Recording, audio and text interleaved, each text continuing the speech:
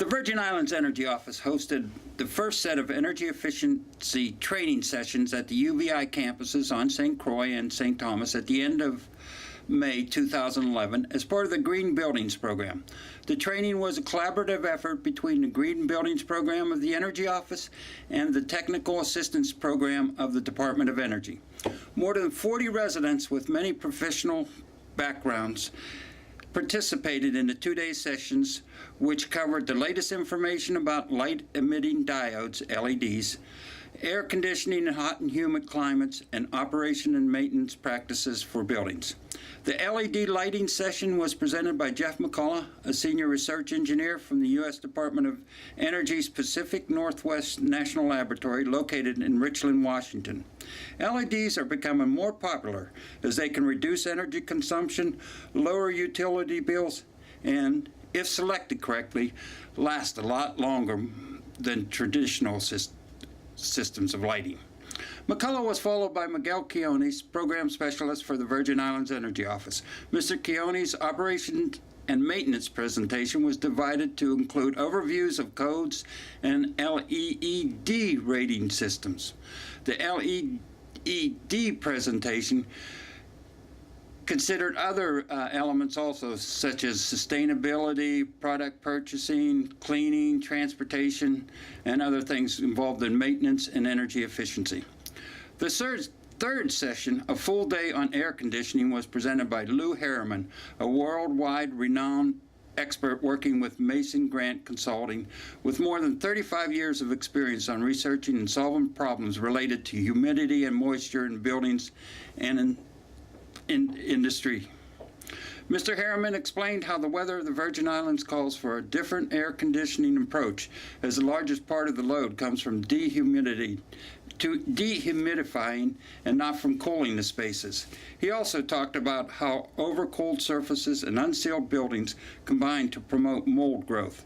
The Virgin Islands Energy Office will host a similar training in the future to address energy-related concerns in line with the government's goal to reduce energy consumption generated from fossil fuel by 60% by the year 2025. What follows is Quiones' introduction to his presentation. Do an operation and maintenance plan from the beginning all the way to the end on just energy, and then I'm going to do LEAD, which is the Leadership for Environmental and Energy. I'll get back to that. But from the USCBC, and it is more into sustainability than it is on energy. I mean, energy is a component, but it encompasses more stuff. So I'm going to do the first part, energy, and then sustainability as far as operation and maintenance for existing buildings. So it's mostly written. The material that I use for this presentation is ASHRAE Standards 100-2006R. ASHRAE, as we learned yesterday, is the Association of Heating and Refrigeration of America, and they do other things other than just air conditioning like this. They also do building energy standards and other things that we'll talk about later as well. Well, actually, the book that you guys have, it has two books in it. One is the International Energy Conservation Code of 2009, and the other one is the ASHRAE 90.1-2007, which is the standard for commercial buildings energy efficiency. All right. If you have any questions or anything, please stop me. I made it. This is a flow chart rich presentation, so it's very.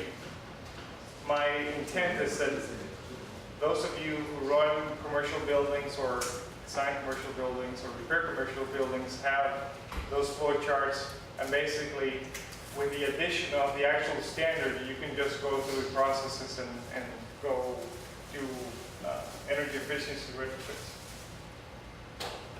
All right. I mentioned the 2000, it's the standard 100. It was created in 2006, and the R, it's because it's on their current revision.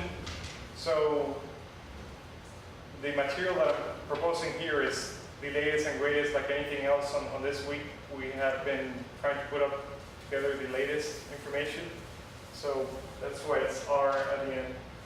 The purpose of this standard is basically reduce energy consumption on buildings. And it's aimed toward, like it says here, developing procedures and programs for operation and maintenance, management and monitoring. Also, identifying and understanding what the energy consumption of buildings is, and also improving the thermal performance of buildings. Going back to my engineering example of what the ideal building is, basically, picnic cooler with a white roof, a lot of insulation, and it's perfectly sealed. So departing from that, everything that we do to buildings to affect the thermal performance, then we should consider the options. So we'll go through that. Here, the scope, it applies to existing buildings, portions, multi-use, and envelope and systems. So it's everything in a building. It excludes industrial and agricultural processes for which energy use targets are not included. We'll talk about energy use targets, but basically it's excluding industrial and agricultural for which energy targets are not included.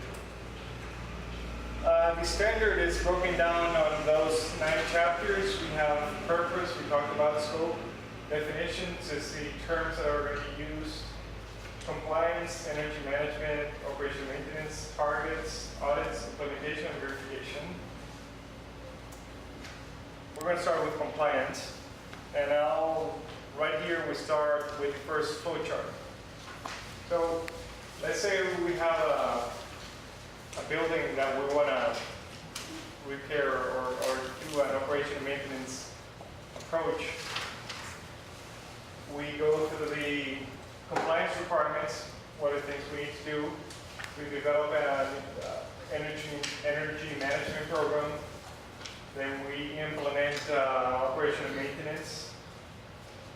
Identify building type, climate zone, and collect energy use data. I'll get more into that later.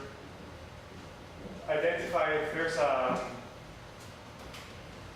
building target for this building type.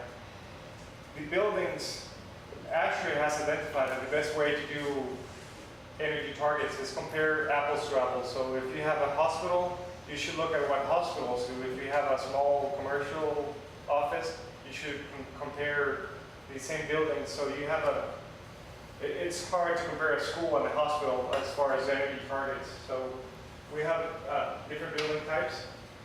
If you have a target, you go that way. I'm assuming that we don't have a target, so you do an energy audit to find the existing condition of the building. The audit will identify energy efficiency measures, and you will prioritize the implementation and commissioning of those. Then we validate that what we did worked, and then we move on to compliance. Make sure that we document, that what we did was in accordance to our plans and requirements, and that's it.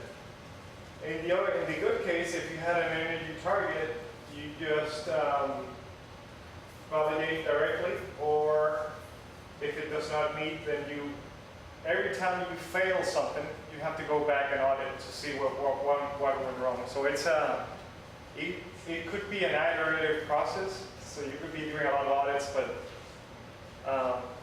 hopefully not.